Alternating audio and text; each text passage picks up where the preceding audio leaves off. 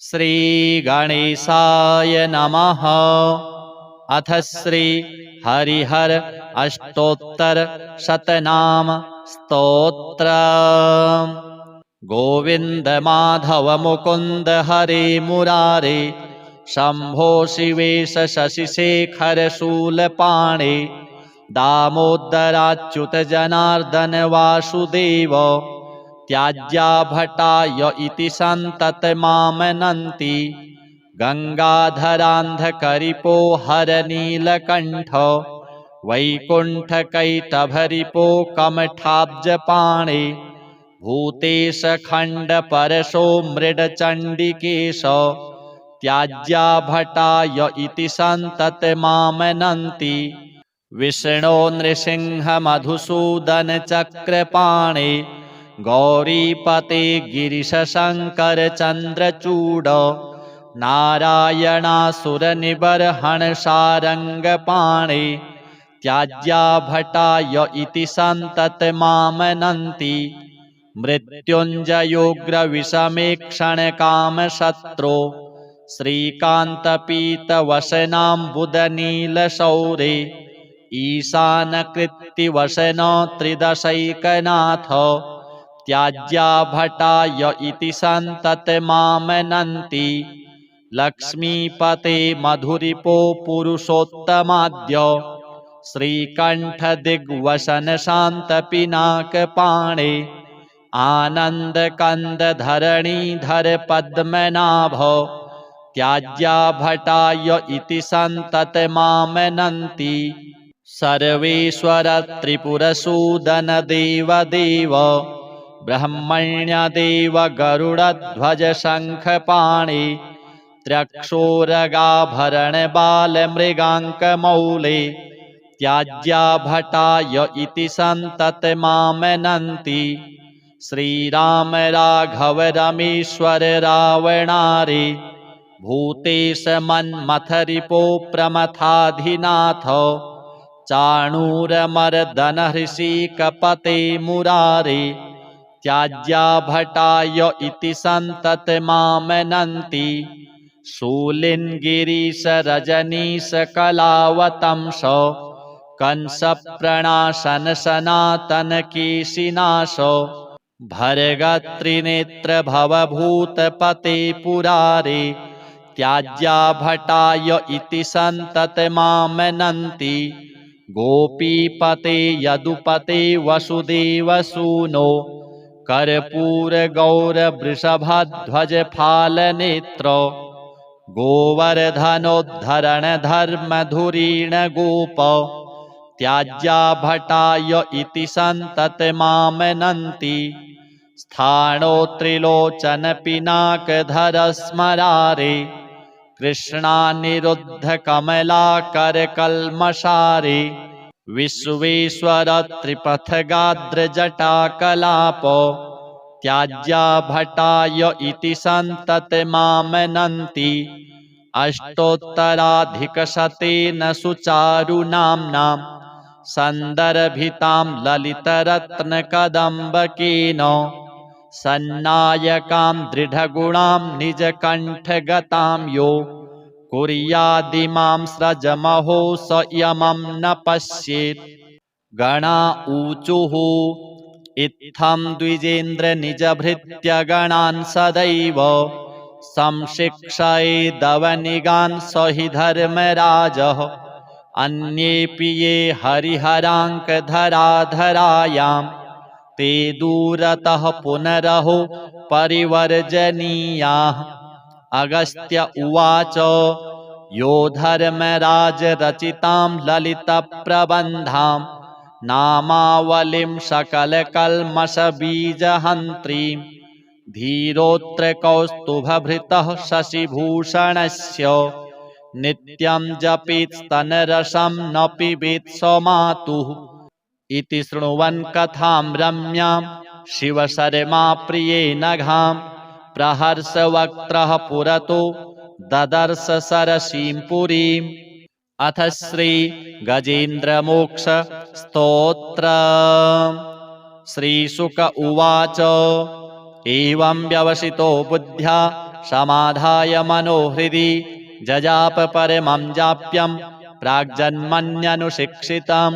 गजेन्द्र उवाच नमो भगवते तस्मै यत् एतच्चिदात्मकं पुरुषायादिबीजाय परेशायाभिधीमहि यस्मिन्निदं यतश्चेदं येनेदं य इदं स्वयं योऽस्मात् परस्माच्च परस्तं प्रपद्ये स्वयंभुवं यः स्वात्मनीदं निजमाययार्पितं क्वचिद् विभातं क्वचित्तिरोहितम् अविद्धदृक्साक्षुभयं तदीक्षते स आत्ममूलो वतु मां परात्परः।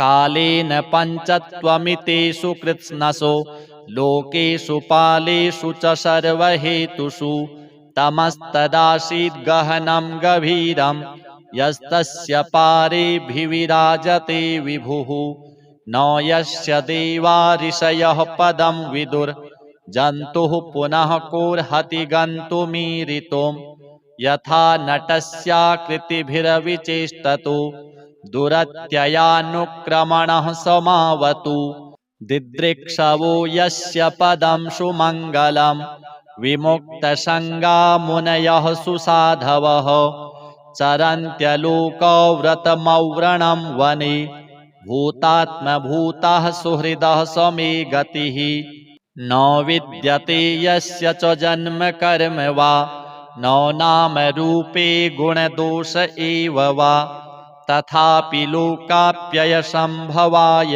यः स्वमायया तान्यनुकालमृच्छति तस्मै नमः परेशाय ब्रह्मणेऽनन्तशक्तये अरूपायोरुरूपाय नम आश्चर्यकर्मणे नम आत्मप्रदीपाय साक्षिणे परमात्मने नमो गिरां विदुराय मनसश्चेतसामपि सत्त्वेन प्रतिलभ्याय नैष्कर्मेण विपश्चिता नमः कैवल्यनाथाय निर्वाणसुखसंविदे नमः शान्ताय घोराय मूढाय गुणधर्मिणे निर्विशेषाय साम्याय नमो ज्ञानघनाय च क्षेत्रज्ञाय नमस्तुभ्यं सर्वाध्यक्षाय साक्षिणे पुरुषायात्ममूलाय मूलप्रकृतये नमः सर्वेन्द्रियगुणदृष्टे सर्वप्रत्ययहेतवे असताच्छाय युक्ताय सदाभासाय ते नमः नमो नमस्तेऽखिलकारणाय निष्कारणायाद्भुतकारणाय सर्वागमाम्नाय महार्णवाय नमोपवर्गाय परायणाय गुणारणिच्छन्नचिदूष्मपाय तत्क्षोभविस्फूर्जितमानसाय नैष्कर्म्यभावेन विवर्जितागम स्वयं प्रकाशाय नमस्करोमि मादृक्प्रपन्नपशुपाशविमोक्षणाय मुक्ताय भूरि करुणाय नमोलयाय स्वांसेन सर्वतनुभृन्मनसि प्रतीत प्रत्यग्दृशे भगवते बृहते नमस्ते आत्मात्मजाप्तगृहवित्तजनेषु शक्तिर्दुष्प्रापणाय गुणसङ्गविवर्जिताय मुक्तात्मभिः स्वहृदये परिभाविताय ज्ञानात्मने भगवते नम ईश्वराय यं धर्मकामार्थविमुक्तिकामा भजन्त इष्टां गतिमाप्नुवन्ति किं त्वाशिशोरात्यपि देहमव्ययं करोतु मेदभ्रदयो विमोक्षणम् एकान्तिनो यस्य न कञ्चनार्थं वाञ्छन्ति ये वै भगवत्प्रपन्नाः अत्यद्भुतं तच्चरितं सुमङ्गलं गायन्त आनन्दसमुद्रमग्नाः तमक्षरं ब्रह्म परं परेशमव्यक्तमाध्यात्मिकयोगगम्यम् अतीन्द्रियं सूक्ष्ममिवातिदूरमनन्तमाद्यं परिपूर्णमीडे यस्य ब्रह्मादयो देवा वेदालोकाश्चराचराः नामरूपविभेदेन फ्लग्व्या च कलया कृताः यथार्चिषोऽग्नेः सवितुर्गभस्तयो निर्यान्ति संयान्त्यसकृत्स्वरोचिषः तथा यतोऽयं गुणसम्प्रवाहो बुद्धिर्मनः खानि शरीरसर्गाः स वै न देवासुरमर्त्यतिर्यं न स्त्री न षड्डो न पुमान् न जन्तुः नायं गुणः कर्म न सन्न चाशन् निषेधशेषो जयतादशेषः जिजीविषेनाहमिहामुया किम् अन्तर्बहिश्चावृतये भयोन्या इच्छामि कालेन न यस्य विप्लवस्तस्यात्मलोकावरणस्य मोक्षम् सोऽहं विश्वश्रियं विश्वम् अविश्वं विश्ववेदशां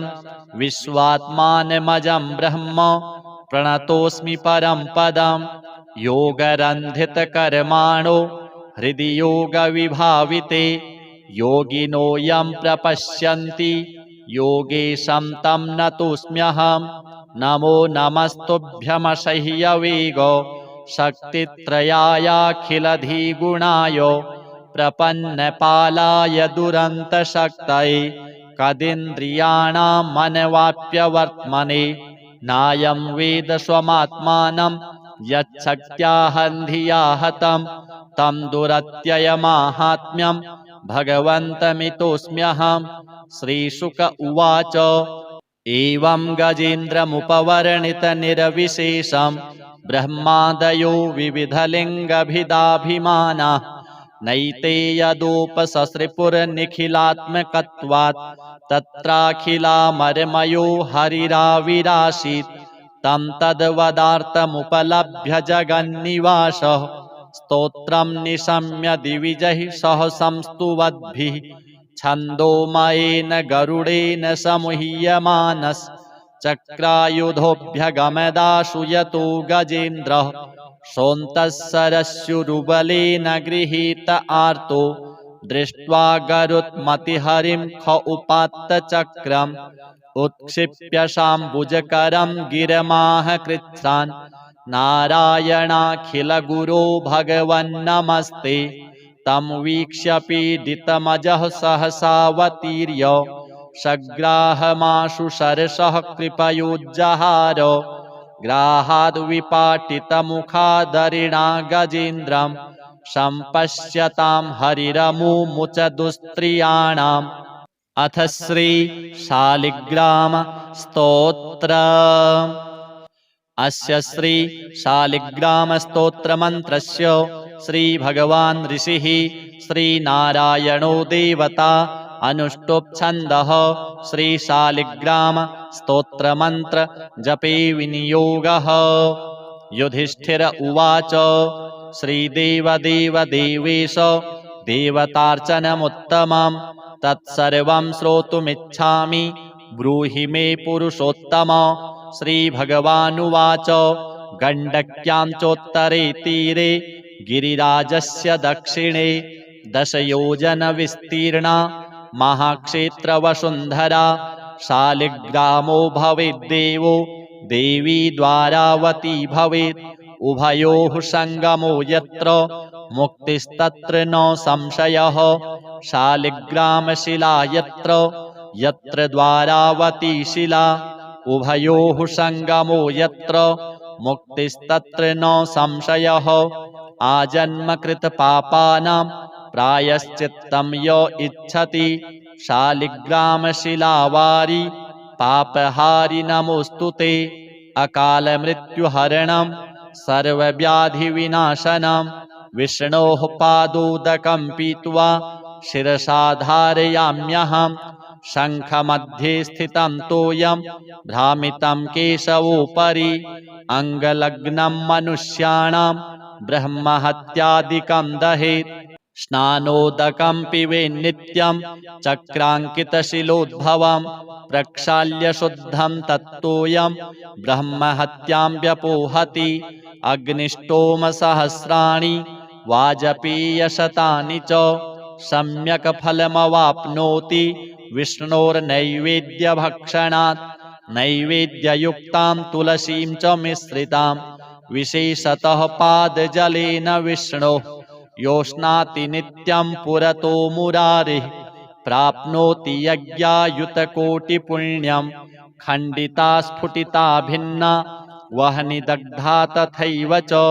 शालिग्रामशिला यत्र तत्र दोषो न विद्यते। न मन्त्रः पूजनं नैव न तीर्थं न च भावना न स्तुतिर्नोपचारश्च शालिग्रामशिलार्चने। ब्रह्महत्यादिकं पापं मनोवाक्काय संभवं शीघ्रं नश्यति तत्सर्वं शालिग्रामशिलार्चनात्। नानावर्णमयं चैव नानाभोगेन वेष्टितं तथा वरप्रसादेन लक्ष्मीकान्तं वदाम्यहम्। नारायणोद्भवो देवश्चक्रमध्ये च कर्मणा तथा वरप्रसादेन लक्ष्मीकान्तं वदाम्यहम्। कृष्णे शिलातले यत्र सूक्ष्मं चक्रं च दृश्यते सौभाग्यं सन्ततिं धत्ते सर्वसौख्यं ददाति च। वासुदेवस्य चिह्नानि दृष्ट्वा पापैः प्रमुच्यते। श्रीधरः सूकरे वामे हरिद्वर्णस्तु दृश्यते। वराहरूपिणं देवं कूर्माङ्गैरपि चिह्नितं गोपदं तत्र दृश्येत वाराहं वामनं तथा।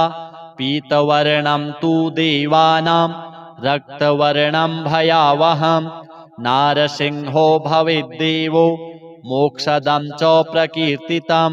शङ्खचक्रगदाकूर्माः शङ्खो यत्र प्रदृश्यते शङ्खवर्णस्य देवानां वामे देवस्य लक्षणं। दामोदरं तथा स्थूलं मध्ये चक्रं प्रतिष्ठितं पूर्णद्वारेण संकीर्णा पीतरेखा च दृश्यते। छत्राकारे भवेद्राज्यं वर्तुले च महाश्रियः कपटे च महादुःखं शूलाग्रे तूरणं ध्रुवं ललाटे शेषभोगस्तु शिरोपरि सुकाञ्चनं। चक्रकाञ्चनवर्णानां वामदेवस्य लक्षणं वामपार्श्वे च वै चक्रे कृष्णवर्णस्तु पिङ्गलं। लक्ष्मीनृसिंहदेवानां पृथग्वर्णस्तु दृश्यते। लम्बोष्ठे च दरिद्रं स्यात् पिङ्गले हानिरेव च। लग्नचक्रे भवेद्व्याधिर्विदारे मरणं ध्रुवं पादोदकं च निर्माल्यं मस्तके धारयेत् सदा। विष्णोर्दृष्टं भक्षितव्यं तुलसीदलमिश्रितं कल्पकोटिसहस्राणि वैकुण्ठे वसति सदा। शालिग्रामशिलाबिन्दुर्हत्याकोटिविनाशनः तस्मात् सम्पूजयेद्ध्यात्वा पूजितं चापि सर्वदा। शालिग्रामशिलास्तोत्रं यः पठेच्च द्विजोत्तमः स गच्छेत् परमं स्थानं यत्र लोकेश्वरो हरिः। सर्वपापविनिर्मुक्तो विष्णुलोकं स गच्छति। दशावतारो देवानां पृथग्वर्णस्तु दृश्यते। ईप्सितं लभते राज्यं विष्णुपूजामनुक्रमात्।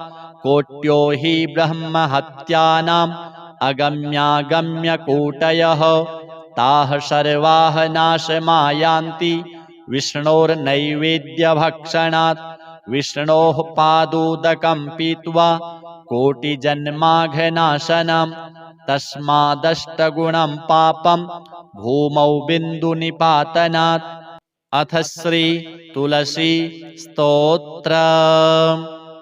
जगद्धात्री नमस्तुभ्यं विष्णोश्च प्रियवल्लभे यतो ब्रह्मादयो देवाः सृष्टिस्थित्यन्तकारिणः।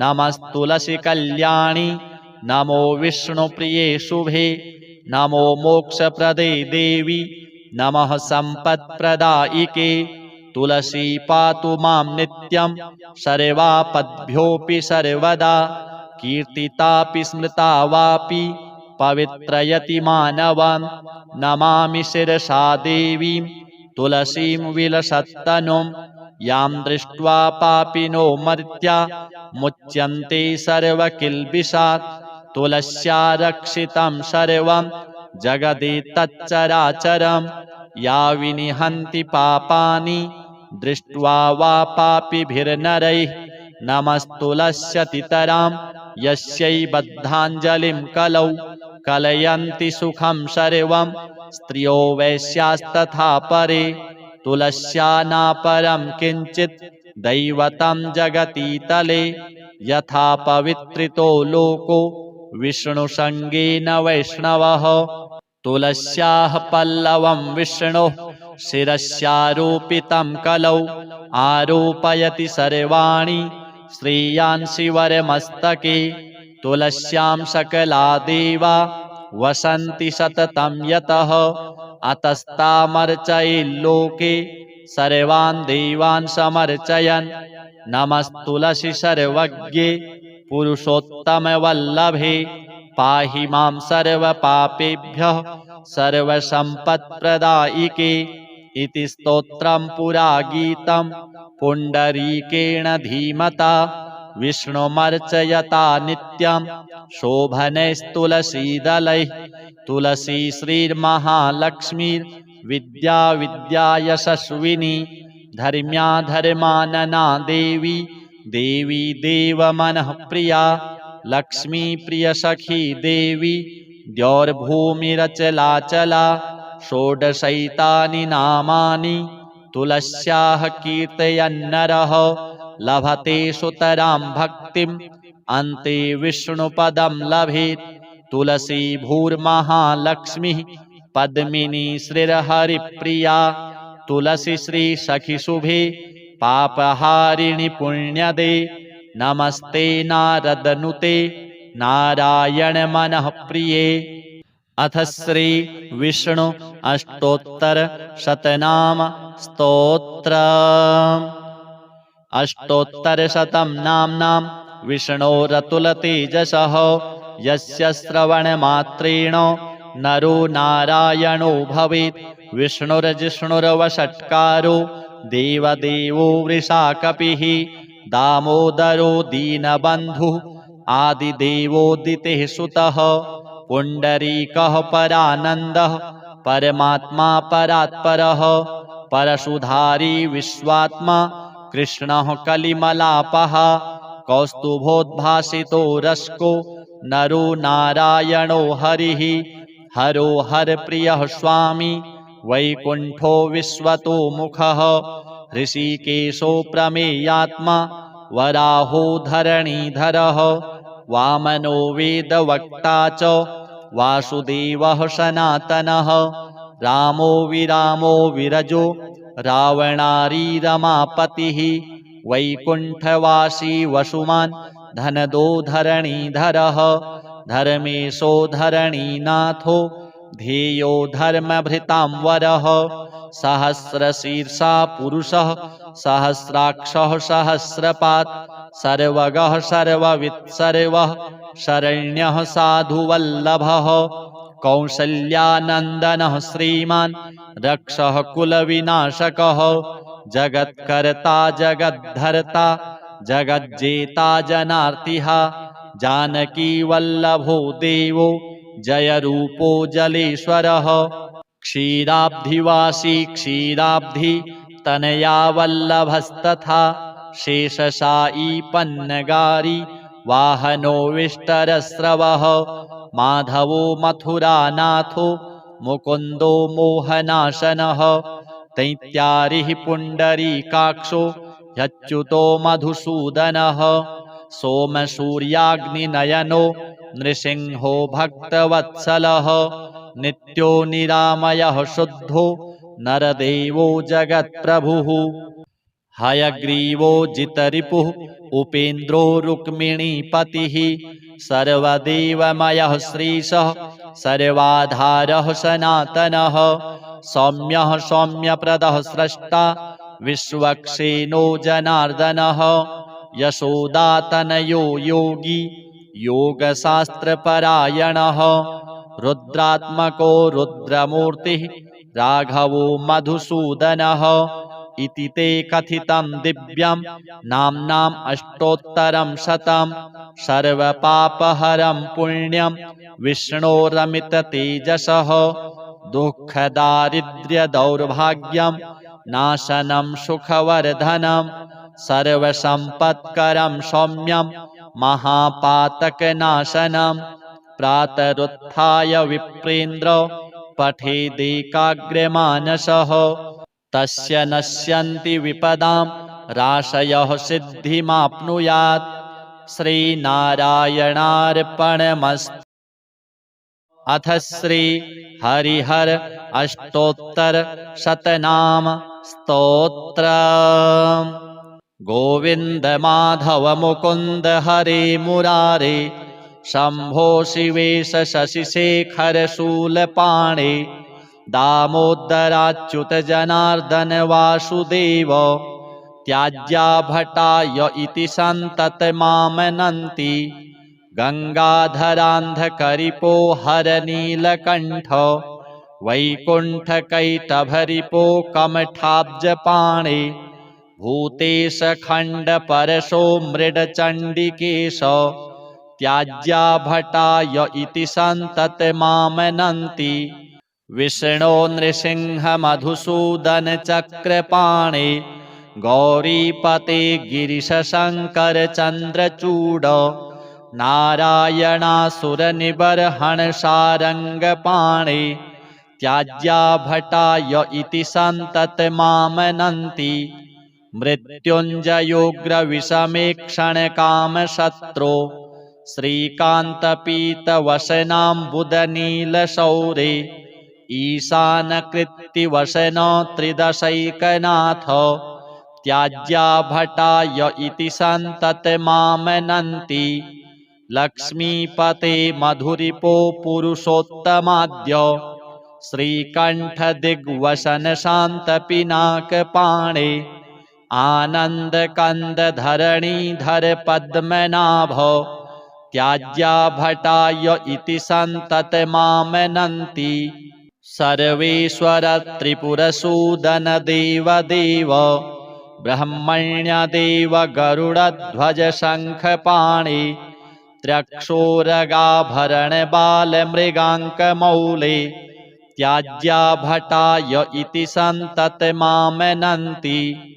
श्रीराम राघव रमेश्वर रावणारे भूतेश मन्मथरिपो प्रमथाधिनाथ चाणूरमर्दन हृषिकपते मुरारे त्याज्या भटाय इति सन्ततमामनन्ति शूलिन्गिरीश रजनीश कलावतंस कंसप्रणाशन सनातन केशिनाश भर्गत्रिनेत्र भवभूतपते पुरारे त्याज्या भटाय इति सन्ततमामनन्ति गोपीपते यदुपते वसुदेवसूनो कर्पूर गौर वृषभध्वज फालनेत्र गोवर्धनोद्धरण धर्मधुरीण गोप त्याज्या भटाय इति सन्ततमामनन्ति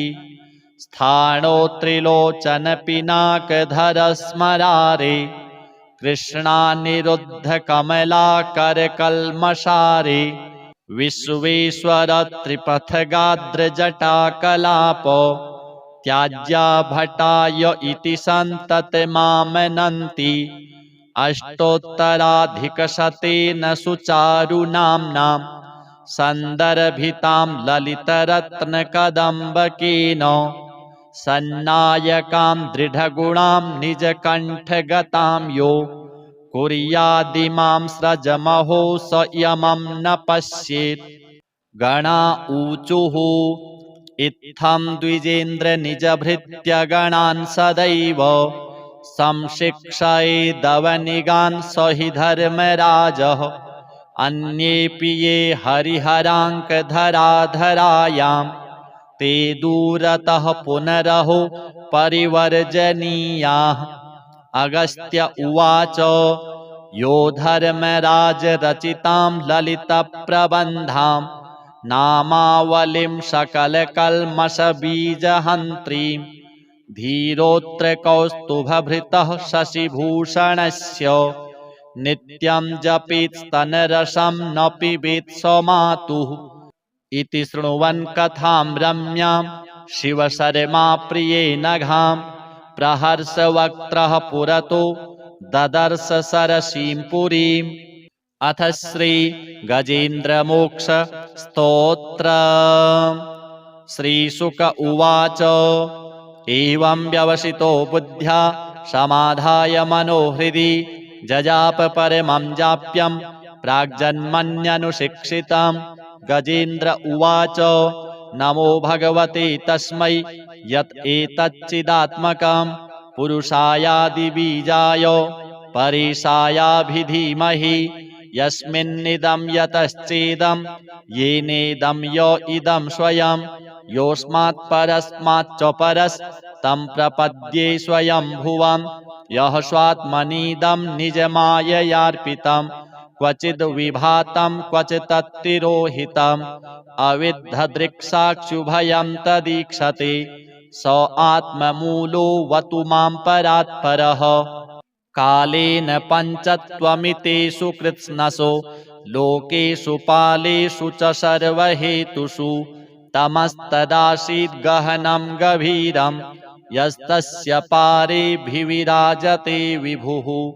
न यस्य देवा ऋषयः पदं विदुर् जन्तुः पुनः कोऽर्हति गन्तुमीरितुं यथा नटस्याकृतिभिरविचेष्टतो दुरत्ययानुक्रमणः समावतु। दिदृक्षवो यस्य पदं सुमङ्गलं विमुक्तसङ्गा मुनयः सुसाधवः चरन्त्यलोकव्रतमौव्रणं वने भूतात्मभूताः सुहृदः समे गतिः। न विद्यते यस्य च जन्म कर्म वा न नाम रूपे गुणदोष एव वा तथापि लोकाप्ययसम्भवाय यः स्वमायया तान्यनुकालमृच्छति तस्मै नमः परेशाय ब्रह्मणेऽनन्तशक्तये अरूपायोरुरूपाय नम आश्चर्यकर्मणे नम आत्मप्रदीपाय साक्षिणे परमात्मने नमो गिरां विदुराय मनसश्चेतसामपि सत्त्वेन प्रतिलभ्याय नैष्कर्मेण विपश्चिता नमः कैवल्यनाथाय निर्वाणसुखसंविदे नमः शान्ताय घोराय मूढाय गुणधर्मिणे निर्विशेषाय साम्याय नमो ज्ञानघनाय च क्षेत्रज्ञाय नमस्तुभ्यं सर्वाध्यक्षाय साक्षिणे पुरुषायात्ममूलाय मूलप्रकृतये नमः सर्वेन्द्रियगुणदृष्टे सर्वप्रत्ययहेतवे असताच्छाय युक्ताय सदाभासाय ते नमः।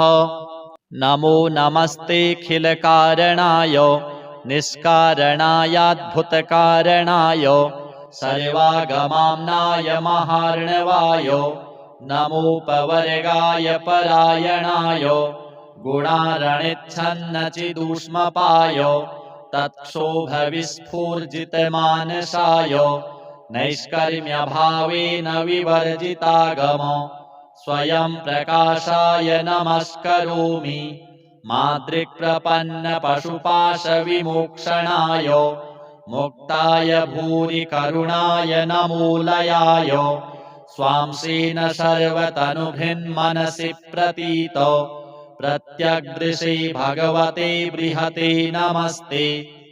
आत्मात्मजाप्तगृहवित्तजनेषु शक्तिर् दुष्प्रापणाय गुणसङ्गविवर्जिताय मुक्तात्मभिः स्वहृदये परिभाविताय ज्ञानात्मने भगवते नम ईश्वराय यं धर्मकामार्थविमुक्तिकामा भजन्त इष्टां गतिमाप्नुवन्ति किं त्वाशिशोरात्यपि देहमव्ययम् करोतु मेदभ्रदयो विमोक्षणम् एकान्तिनो यस्य न कञ्चनार्थं वाञ्छन्ति ये वै भगवत्प्रपन्नाः अत्यद्भुतं तच्चरितं सुमङ्गलं गायन्त आनन्दसमुद्रमग्नाः तमक्षरं ब्रह्म परं परेशमव्यक्तमाध्यात्मिकयोगगम्यम् अतीन्द्रियं सूक्ष्ममिवातिदूर मनन्तमाद्यं परिपूर्णमीदे यस्य ब्रह्मादयो देवा वेदालोकाश्चराचराः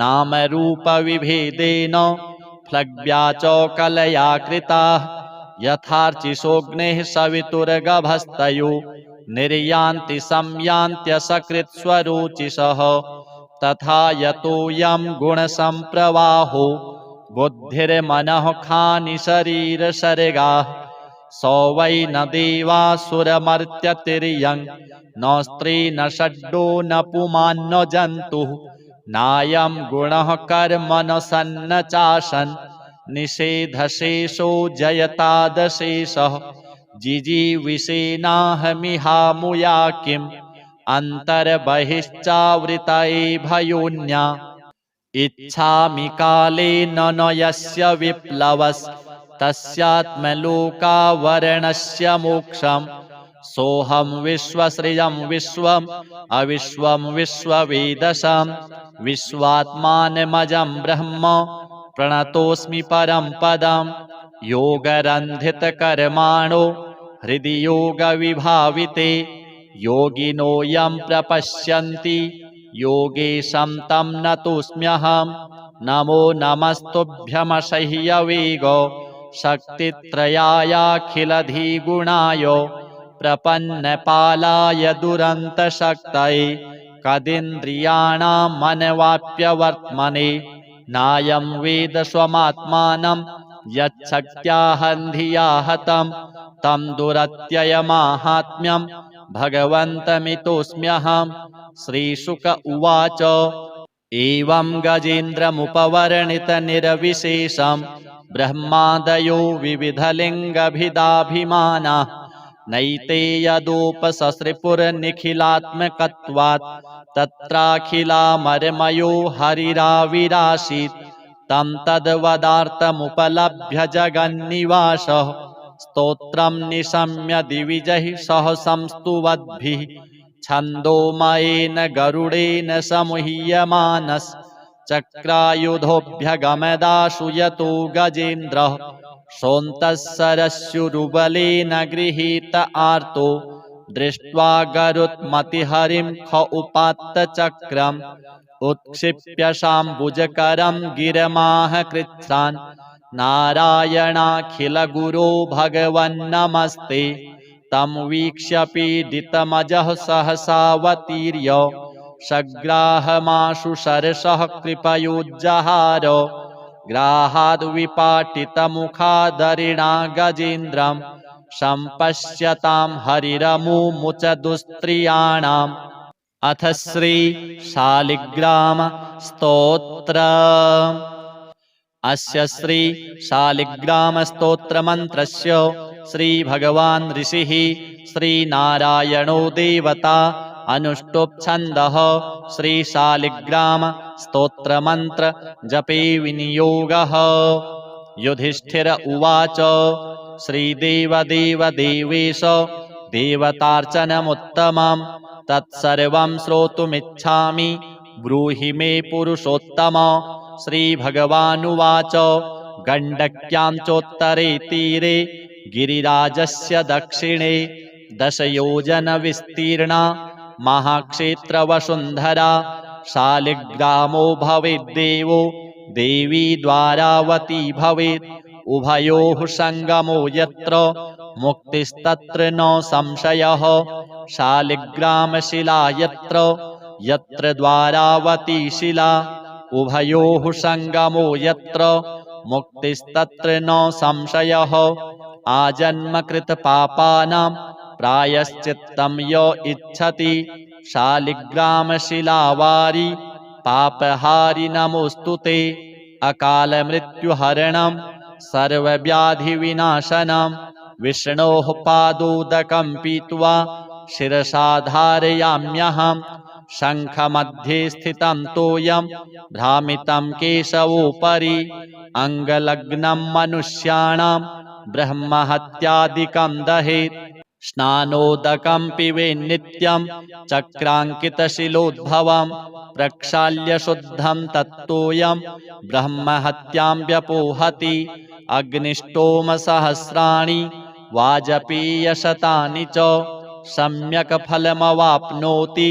विष्णोर्नैवेद्यभक्षणात् नैवेद्ययुक्तां तुलसीं च मिश्रितां विशेषतः पादजलेन विष्णोः योष्णाति नित्यं पुरतो मुरारिः प्राप्नोति यज्ञायुतकोटिपुण्यं खण्डिता स्फुटिता भिन्ना वह्निदग्धा तथैव च शालिग्रामशिला यत्र तत्र दोषो न विद्यते न मन्त्रः पूजनं नैव न तीर्थं न च भावना न स्तुतिर्नोपचारश्च शालिग्रामशिलार्चने ब्रह्महत्यादिकं पापं मनोवाक्कायसम्भवं शीघ्रं नश्यति तत्सर्वं शालिग्रामशिलार्चनात् नानावर्णमयं चैव नानाभोगेन वेष्टितं तथा वरप्रसादेन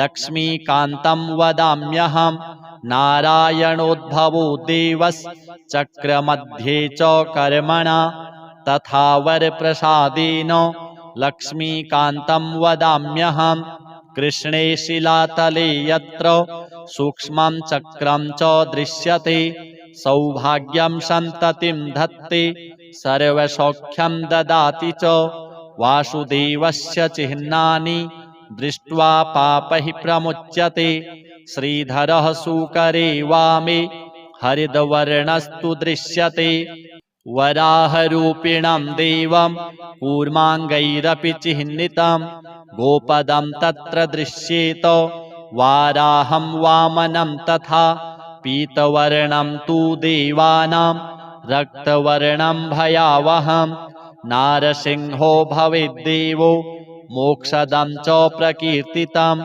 शङ्खचक्रगदाकूर्माः शङ्खो यत्र प्रदृश्यते शङ्खवर्णस्य देवानां वामे देवस्य लक्षणं दामोदरं तथा स्थूलं मध्ये चक्रं प्रतिष्ठितं पूर्णद्वारेण संकीर्णा पीतरेखा च दृश्यते छत्राकारे भवेद्राज्यं वर्तुले च महाश्रियः कपटे च महादुःखं शूलाग्रे तूरणं ध्रुवं ललाटे शेषभोगस्तु शिरोपरि सुकाञ्चनं चक्रकाञ्चनवर्णानां वामदेवस्य लक्षणं वामपार्श्वे च वै चक्रे कृष्णवर्णस्तु पिङ्गलं लक्ष्मीनृसिंहदेवानां पृथग्वर्णस्तु दृश्यते लम्बोष्ठे च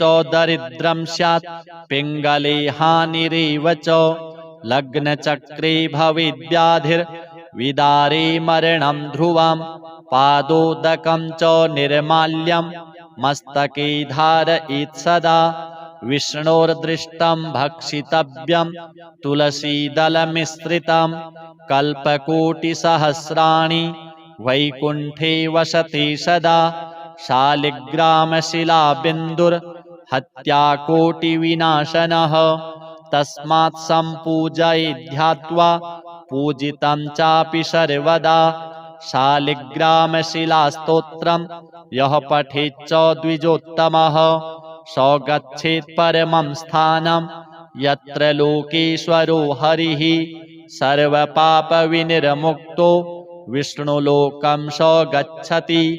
दशावतारो देवानां पृथग्वर्णस्तु दृश्यते। ईप्सितं लभते राज्यं विष्णुपूजामनुक्रमात्। कोट्यो हि ब्रह्महत्यानाम् अगम्यागम्यकोटयः। ताः सर्वाः नाशमायान्ति विष्णोर्नैवेद्यभक्षणात्। विष्णोः पादोदकं पीत्वा कोटिजन्माघनाशनम्।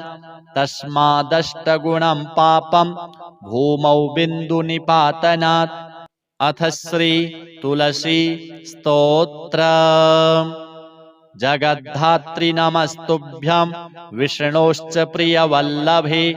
यतो ब्रह्मादयो देवाः सृष्टिस्थित्यन्तकारिणः। नमस्तुलसी कल्याणी नमो विष्णुप्रिये शुभे। नमो मोक्षप्रदे देवी नमः सम्पत्प्रदायिके। तुलसी पातु मां नित्यं सर्वापद्भ्योऽपि सर्वदा। कीर्तितापि स्मृता वापि पवित्रयति मानवं। नमामि शिरसा देवीं तुलसीं विलसत्तनुं। यां दृष्ट्वा पापिनो मर्त्या मुच्यन्ते सर्वकिल्बिषात्। तुलस्या रक्षितं सर्वं जगदेतच्चराचरं। या विनिहन्ति पापानि दृष्ट्वा वा पापिभिर्नरैः।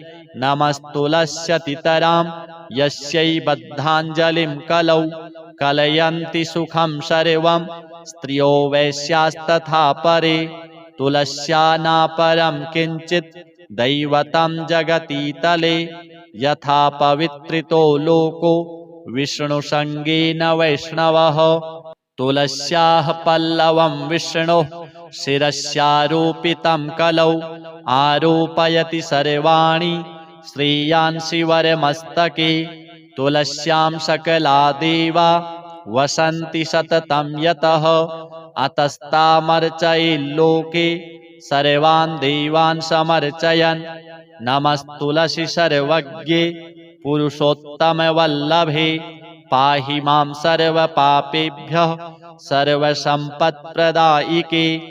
इति स्तोत्रं पुरा गीतं पुण्डरीकेण धीमता। विष्णुमर्चयता नित्यं शोभनैस्तुलसीदलैः। तुलसी श्रीर्महालक्ष्मीर्विद्या विद्या यशस्विनी।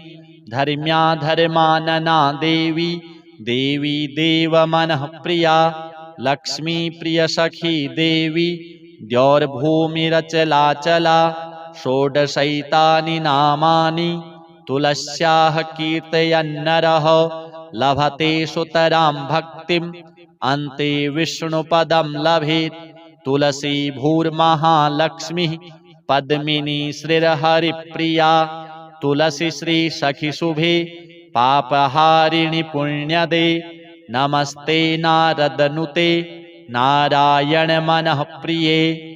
अथ श्री विष्णु अष्टोत्तर शतनाम स्तोत्र। अष्टोत्तरशतं नाम्नां विष्णोरतुलतेजसः। यस्य श्रवणमात्रेण नरो नारायणो भवेत्। विष्णुर्जिष्णुर्वषट्कारो देवदेवो वृषाकपिः। दामोदरो दीनबन्धुः आदिदेवोदितेः सुतः।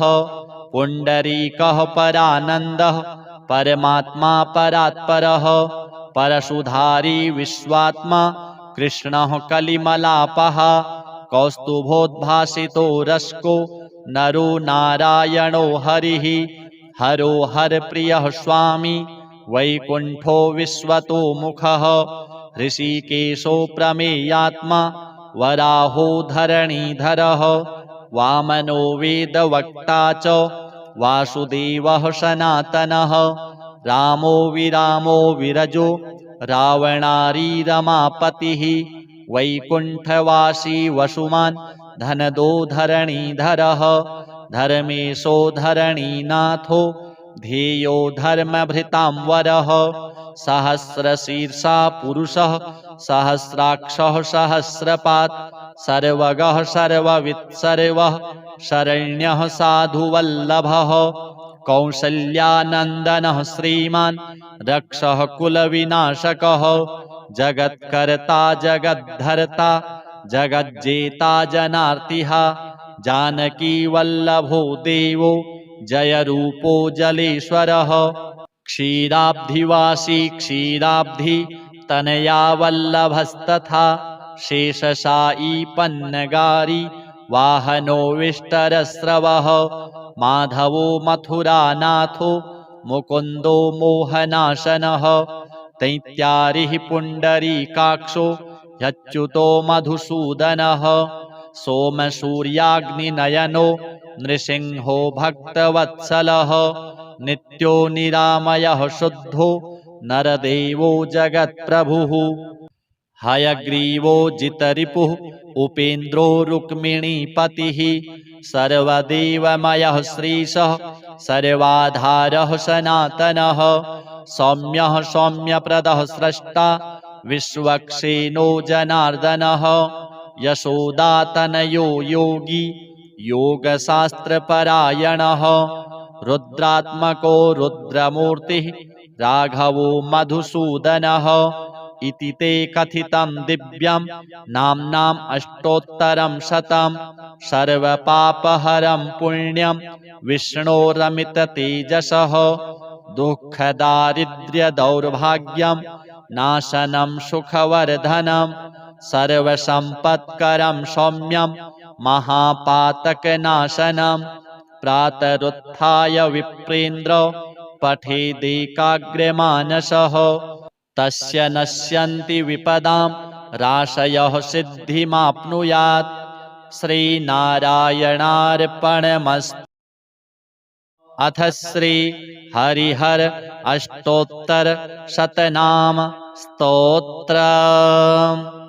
गोविंद माधव मुकुंद हरे मुरारे शंभो शिवेश शशिशेखर शूलपाणे दामोदराच्युत जनार्दन वासुदेव त्याज्या भटाय इति सन्ततमामनन्ति गंगाधरान्धकरिपो हरनीलकण्ठ वैकुण्ठकैटभरिपो कमठाब्जपाणे भूतेश खण्डपरशो मृडचण्डिकेश त्याज्या भटाय इति सन्ततमामनन्ति विष्णो नृसिंह मधुसूदन चक्रपाणे गौरीपते गिरिशशङ्कर चन्द्रचूड नारायणासुरनिबर्हण सारङ्गपाणे त्याज्या भटाय इति सन्ततमामनन्ति मृत्युञ्जयोग्रविषमेक्षणकामशत्रो श्रीकान्तपीतवसनाम्बुदनीलशौरे ईशानकृत्तिवसन त्रिदशैकनाथ त्याज्या भटाय इति सन्ततमामनन्ति लक्ष्मीपते मधुरिपो पुरुषोत्तमाद्य श्रीकण्ठदिग्वसन शान्तपिनाकपाणे आनन्दकन्दधरणीधर पद्मनाभ त्याज्या भटाय इति सन्ततमामनन्ति सर्वेश्वर त्रिपुरसूदन देवदेव ब्रह्मण्यदेव गरुडध्वज शङ्खपाणे त्र्यक्षोरगाभरण बालमृगाङ्कमौले त्याज्या भटाय इति सन्ततमामनन्ति श्रीराम राघव रमेश्वर रावणारे भूतेश मन्मथरिपो प्रमथाधिनाथ चाणूरमर्दन हृषिकपते मुरारे त्याज्या भटाय इति सन्ततमामनन्ति शूलिन्गिरीश रजनीश कलावतंस कंसप्रणाशन सनातन केशिनाश भर्गत्रिनेत्र भवभूतपते पुरारे त्याज्या भटाय इति सन्ततमामनन्ति गोपीपते यदुपते वसुदेवसूनो कर्पूर गौर वृषभध्वज फालनेत्र गोवर्धनोद्धरणधर्मधुरीण गोप त्याज्या भटाय इति सन्ततमामनन्ति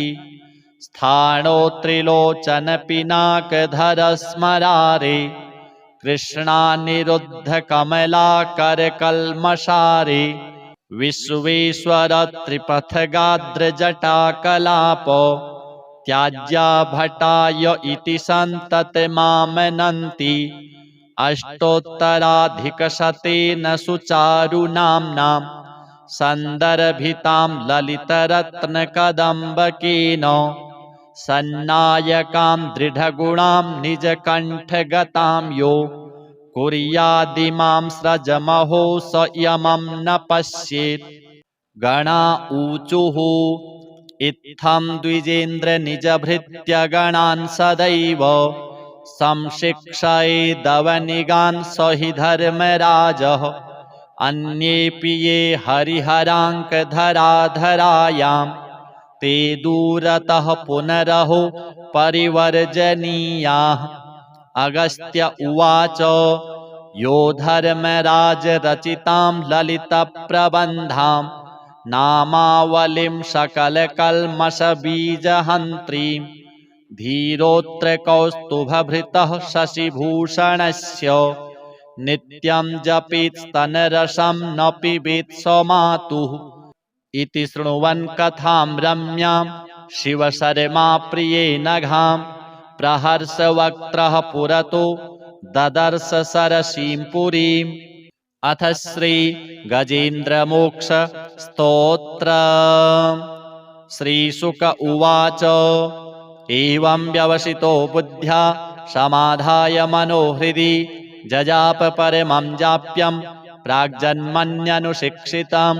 गजेन्द्र उवाच नमो भगवते तस्मै यत् एतच्चिदात्मकं पुरुषायादिबीजाय परेशायाभिधीमहि यस्मिन्निदं यतश्चेदं येनेदं य इदं स्वयं योऽस्मात् परस्माच्च परस्तं प्रपद्ये स्वयंभुवं यः स्वात्मनीदं निजमाययार्पितं क्वचिद् विभातं क्वचित्तिरोहितम् अविद्धदृक्साक्षुभयं तदीक्षते स आत्ममूलो वतु मां परात्परः। कालेन पञ्चत्वमितेषु कृत्स्नसो लोकेषु पालेषु च सर्वहेतुषु तमस्तदासीद् गहनं गभीरं यस्तस्य पारेऽभिविराजते विभुः न यस्य देवा ऋषयः पदं विदुर् जन्तुः पुनः कोर्हति गन्तुमीरितुं यथा नटस्याकृतिभिरविचेष्टतो दुरत्ययानुक्रमणः समावतु दिदृक्षवो यस्य पदं सुमङ्गलं विमुक्तसङ्गा मुनयः सुसाधवः चरन्त्यलोकव्रतमव्रणं वने भूतात्मभूताः सुहृदः समे गतिः न विद्यते यस्य च जन्म कर्म वा न नाम रूपे गुणदोष एव वा तथापि लोकाप्ययसम्भवाय यः स्वमायया तान्यनुकालमृच्छति तस्मै नमः परेशाय ब्रह्मणेऽनन्तशक्तये अरूपायोरुरूपाय नम आश्चर्यकर्मणे नम आत्मप्रदीपाय साक्षिणे परमात्मने नमो गिरां विदुराय मनसश्चेतसामपि सत्त्वेन प्रतिलभ्याय नैष्कर्मेण विपश्चिता नमः कैवल्यनाथाय निर्वाणसुखसंविदे नमः शान्ताय घोराय मूढाय गुणधर्मिणे निर्विशेषाय साम्याय नमो ज्ञानघनाय च क्षेत्रज्ञाय नमस्तुभ्यं सर्वाध्यक्षाय साक्षिणे पुरुषायात्ममूलाय मूलप्रकृतये नमः सर्वेन्द्रियगुणदृष्टे सर्वप्रत्ययहेतवे अशताच्छाय युक्ताय सदाभासाय ते नमः। नमो नमस्तेऽखिलकारणाय निष्कारणायाद्भुतकारणाय सर्वागमाम्नाय महार्णवाय नमोपवर्गाय परायणाय गुणारणिच्छन्नचिदूष्मपाय तत्क्षोभविस्फूर्जितमानसाय नैष्कर्म्यभावेन विवर्जितागम स्वयं प्रकाशाय नमस्करोमि मादृक्प्रपन्नपशुपाशविमोक्षणाय मुक्ताय भूरि करुणाय नमोलयाय स्वांसेन सर्वतनुभिन्मनसि प्रतीत प्रत्यग्दृशे भगवते बृहते नमस्ते आत्मात्मजाप्तगृहवित्तजनेषु शक्तिर्दुष्प्रापणाय गुणसङ्गविवर्जिताय मुक्तात्मभिः स्वहृदये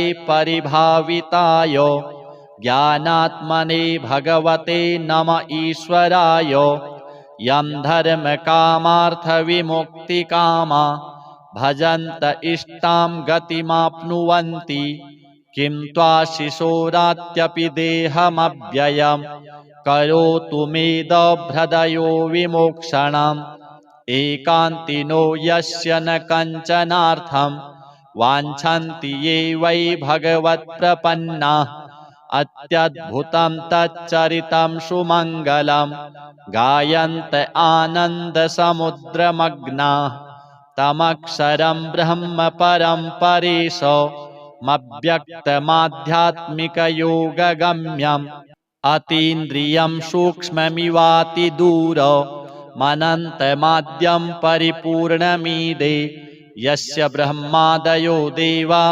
वेदालोकाश्चराचराः नामरूपविभेदेन फ्लग्व्या च कलया कृताः यथार्चिषोऽग्नेः सवितुर्गभस्तयो निर्यान्ति संयान्त्यसकृत्स्वरोचिषः तथा यतोऽयं गुणसम्प्रवाहो बुद्धिर्मनः खानि शरीरसर्गाः स वै न देवासुरमर्त्यतिर्यं न स्त्री न षड्डो न पुमान् न जन्तुः नायं गुणः कर्म न सन्न चाशन् निषेधशेषो जयतादशेषः जिजीविषेनाहमिहामुया किम् अन्तर्बहिश्चावृतये भयोन्या इच्छामि कालेन न यस्य विप्लवस्तस्यात्मलोकावरणस्य मोक्षम् सोऽहं विश्वसृजं विश्वम्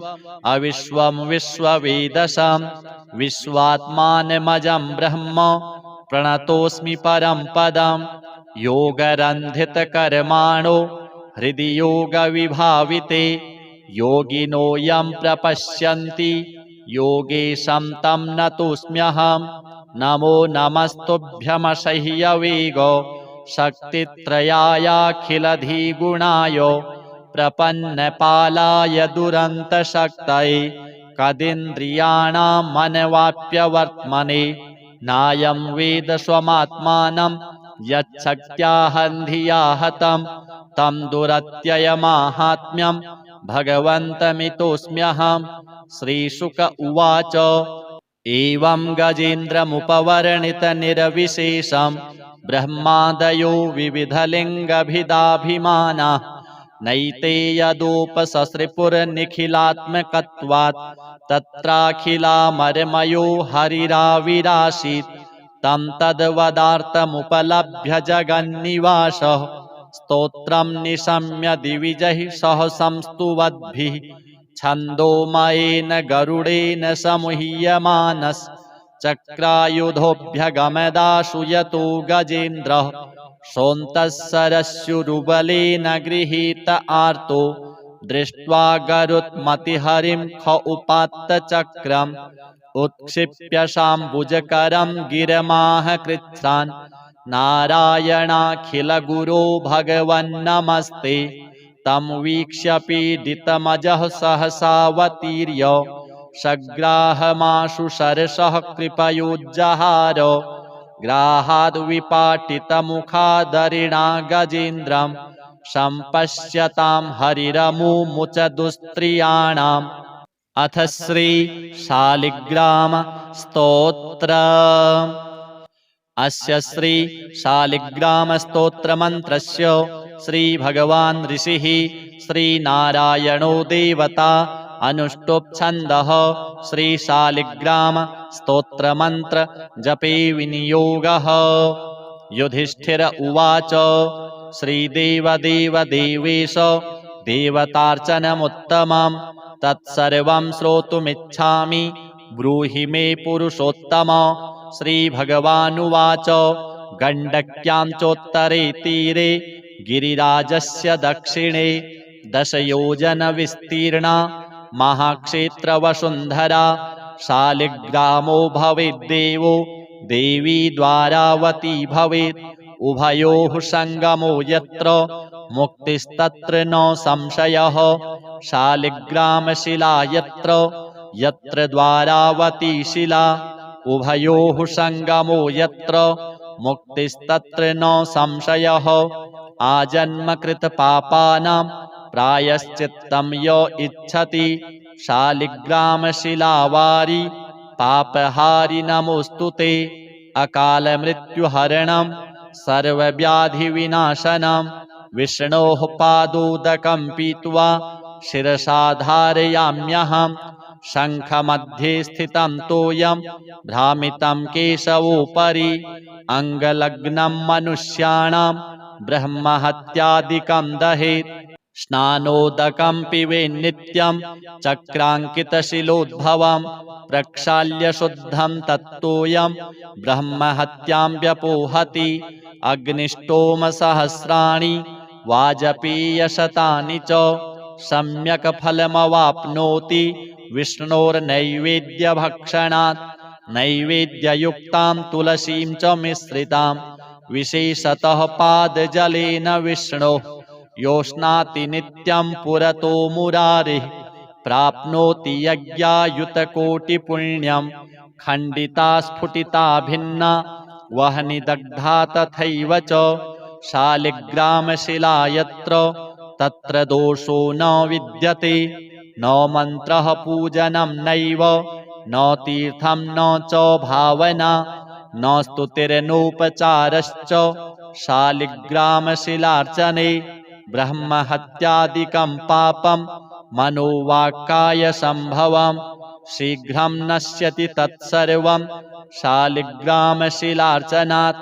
नानावर्णमयं चैव नानाभोगेन वेष्टितं तथा वरप्रसादेन लक्ष्मीकान्तं वदाम्यहम्। नारायणोद्भवो देवश्चक्रमध्ये च कर्मणा तथा वरप्रसादेन लक्ष्मीकान्तं वदाम्यहम्। कृष्णे शिलातले यत्र सूक्ष्मं चक्रं च दृश्यते सौभाग्यं सन्ततिं धत्ते सर्वसौख्यं ददाति च। वासुदेवस्य चिह्नानि दृष्ट्वा पापैः प्रमुच्यते। श्रीधरः सूकरे वामे हरिद्वर्णस्तु दृश्यते। वराहरूपिणं देवं कूर्माङ्गैरपि चिह्नितं गोपदं तत्र दृश्येत वाराहं वामनं तथा। पीतवर्णं तु देवानां रक्तवर्णं भयावहं नारसिंहो भवेद्देवो मोक्षदं च प्रकीर्तितं। शङ्खचक्रगदाकूर्माः शङ्खो यत्र प्रदृश्यते शङ्खवर्णस्य देवानां वामे देवस्य लक्षणं दामोदरं तथा स्थूलं मध्ये चक्रं प्रतिष्ठितं पूर्णद्वारेण संकीर्णा पीतरेखा च दृश्यते। छत्राकारे भवेद्राज्यं वर्तुले च महाश्रियः कपटे च महादुःखं शूलाग्रे तूरणं ध्रुवं ललाटे शेषभोगस्तु शिरोपरि सुकाञ्चनं चक्रकाञ्चनवर्णानां वामदेवस्य लक्षणं वामपार्श्वे च वै चक्रे कृष्णवर्णस्तु पिङ्गलं लक्ष्मीनृसिंहदेवानां पृथग्वर्णस्तु दृश्यते। लम्बोष्ठे च दरिद्रं स्यात् पिङ्गले हानिरेव च लग्नचक्रे भवेद्व्याधिर्विदारे मरणं ध्रुवम् पादोदकं च निर्माल्यं मस्तके धारयेत् सदा विष्णोर्दृष्टं भक्षितव्यं तुलसीदलमिश्रितं कल्पकोटिसहस्राणि वैकुण्ठे वसति सदा शालिग्रामशिलाबिन्दुर्हत्याकोटिविनाशनः तस्मात् सम्पूजयेत् ध्यात्वा पूजितं चापि सर्वदा शालिग्रामशिलास्तोत्रं यः पठेच्च द्विजोत्तमः स गच्छेत् परमं स्थानं यत्र लोकेश्वरो हरिः सर्वपापविनिर्मुक्तो विष्णुलोकं स गच्छति दशावतारो देवानां पृथग्वर्णस्तु दृश्यते ईप्सितं लभते राज्यं विष्णुपूजामनुक्रमात् कोट्यो हि ब्रह्महत्यानाम् अगम्यागम्यकोटयः ताः सर्वाः नाशमायान्ति विष्णोर्नैवेद्यभक्षणात् विष्णोः पादोदकं पीत्वा कोटिजन्माघनाशनं तस्मादष्टगुणं पापं भूमौ बिन्दुनिपातनात् अथ श्री तुलसी स्तोत्र जगद्धात्री नमस्तुभ्यं विष्णोश्च प्रियवल्लभे यतो ब्रह्मादयो देवाः सृष्टिस्थित्यन्तकारिणः नमस्तुलसी कल्याणी नमो विष्णुप्रिये शुभे नमो मोक्षप्रदे देवी नमः सम्पत्प्रदायिके तुलसी पातु मां नित्यं सर्वापद्भ्योऽपि सर्वदा कीर्तितापि स्मृता वापि पवित्रयति मानवं नमामि शिरसा देवीं तुलसीं विलसत्तनुं यां दृष्ट्वा पापिनो मर्त्या मुच्यन्ते सर्वकिल्बिषात् तुलस्या रक्षितं सर्वं जगदेतच्चराचरं या विनिहन्ति पापानि दृष्ट्वा वा पापिभिर्नरैः नमस्तुलस्यतितरां यस्यै बद्धाञ्जलिं कलौ कलयन्ति सुखं सर्वं स्त्रियो वैश्यास्तथा परे तुलस्या नापरं किञ्चित् दैवतं जगतीतले यथा पवित्रितो लोको विष्णुसङ्गेन वैष्णवः तुलस्याः पल्लवं विष्णोः शिरस्यारोपितं कलौ आरोपयति सर्वाणि श्रेयांसि वरमस्तके तुलस्यां सकला देवा वसन्ति सततं यतः अतस्तामर्चयेल्लोके सर्वान् देवान् समर्चयन् नमस्तुलसी सर्वज्ञे पुरुषोत्तमवल्लभे पाहि मां सर्वपापेभ्यः सर्वसम्पत्प्रदायिके इति स्तोत्रं पुरा गीतं पुण्डरीकेण धीमता विष्णुमर्चयता नित्यं शोभनैस्तुलसीदलैः तुलसी श्रीर्महालक्ष्मीर्विद्या विद्या यशस्विनी धर्म्या धर्मानना देवी देवी देवमनः प्रिया लक्ष्मी प्रियसखी देवी द्यौर्भूमिरचलाचला षोडशैतानि नामानि तुलस्याः कीर्तयन्नरः लभते सुतरां भक्तिम् अन्ते विष्णुपदं लभेत् तुलसी भूर्महालक्ष्मीः पद्मिनी श्रीर्हरिप्रिया तुलसी श्रीसखिशुभे पापहारिणि पुण्यदे नमस्ते नारदनुते नारायण मनः प्रिये अथ श्री विष्णु अष्टोत्तर शतनाम स्तोत्र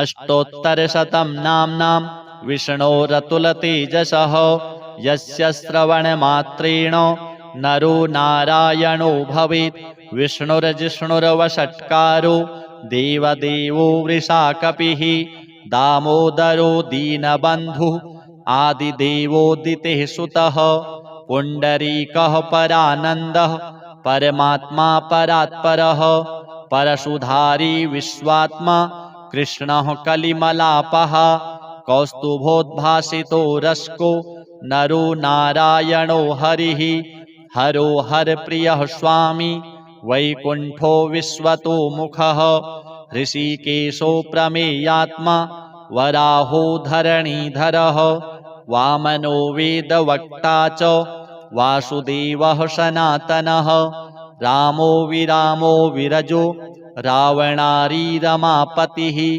वैकुण्ठवासी वसुमान् धनदो धरणीधरः धर्मेशो धरणीनाथो ध्येयो धर्मभृतांवरः सहस्रशीर्षा पुरुषः सहस्राक्षः सहस्रपात् सर्वगः सर्ववित् सर्वः शरण्यः साधुवल्लभः कौसल्यानन्दनः श्रीमान् रक्षः कुलविनाशकः जगत्कर्ता जगद्धर्ता जगज्जेता जनार्तिः जानकी वल्लभो देवो जयरूपो जलेश्वरः क्षीराब्धिवासी क्षीराब्धि तनया वल्लभस्तथा शेषशायी पन्नगारी वाहनो विष्टरस्रवः माधवो मथुरानाथो मुकुन्दो मोहनाशनः दैत्यारिः पुण्डरीकाक्षो ह्यच्युतो मधुसूदनः सोमसूर्याग्निनयनो नृसिंहो भक्तवत्सलः नित्यो निरामयः शुद्धो नरदेवो जगत्प्रभुः हयग्रीवो जितरिपुः उपेन्द्रो रुक्मिणीपतिः सर्वदेवमयः श्रीशः सर्वाधारः सनातनः सौम्यः सौम्यप्रदः स्रष्टा विश्वक्सेनो जनार्दनः यशोदातनयो योगी योगशास्त्रपरायणः रुद्रात्मको रुद्रमूर्तिः राघवो मधुसूदनः इति ते कथितं दिव्यं नाम्नाम् अष्टोत्तरं शतं सर्वपापहरं पुण्यं विष्णोरमिततेजसः दुःखदारिद्र्यदौर्भाग्यं नाशनं सुखवर्धनं सर्वसम्पत्करं सौम्यं महापातकनाशनं प्रातरुत्थाय विप्रेन्द्र पठेदेकाग्र्यमानसः तस्य नश्यन्ति विपदां राशयः सिद्धिमाप्नुयात्। श्रीनारायणार्पणमस्तु।